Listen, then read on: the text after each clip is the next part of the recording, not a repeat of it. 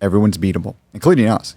We have a page, we'll have a page ranked. Don't think there's not someone there looking at your page who's like, that's my target now. Yeah. It's not, because it's not once and done. Just because you hit like number 1, for example, or number 2, number 3 doesn't mean that you couldn't get bumped down by someone else. So like you have to constantly be maintaining these rankings by putting out new content, even for the same keyword, I'd imagine, right? Like you do. And it's like a newer updated, because Google wants to see fresh content. They don't, as soon as your blog post is 2 and 3 and 4 years old, it's done. And someone's got newer, fresher content, you're getting bumped down the rankings, right? I was telling my kids, they're home from college and they want to make some extra money. So I'm having my kids write some articles with me, and I'm outlining them.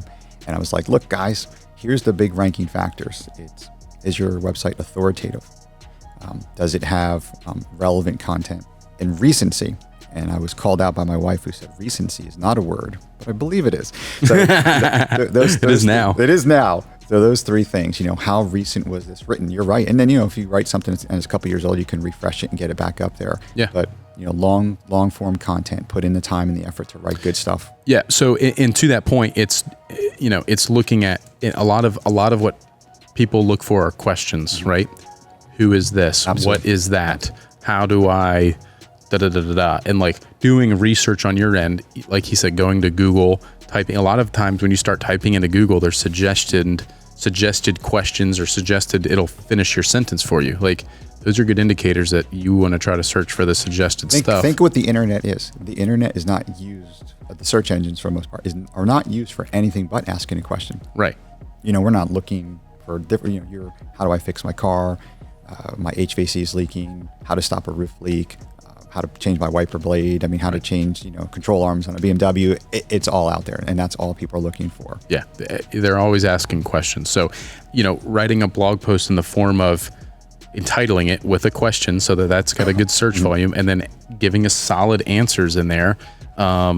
Links to products if you sell a product within that, like whatever the case is. But getting those blogs and then making sure that you can get traffic to it. So does traffic to a blog post or anything help rank it? Yes. So ranking, if it's getting hit a lot, that helps the rankings. As long as your bounce rate, bounce rate is when someone comes to your website and they immediately or within 7 seconds hit the back button or leave your website. So if your website has a high bounce rate, it will hurt your website. And the way it hurts, and this I think is good for your audience to know, and if people are just starting out and working on their own website, this is where doing the right thing. You're not trying to trick people to come to your website. So if I'm searching for the best Mother's Day present for a new mom, and I'm trying to sell, something that's not really related, and someone goes there and hits the back button, you're trying to trick them to get to that website. So if you were for some reason ranking for a term or phrase, but then Google watches your website and sees that it has a high bounce rate and people are not spending time on the page,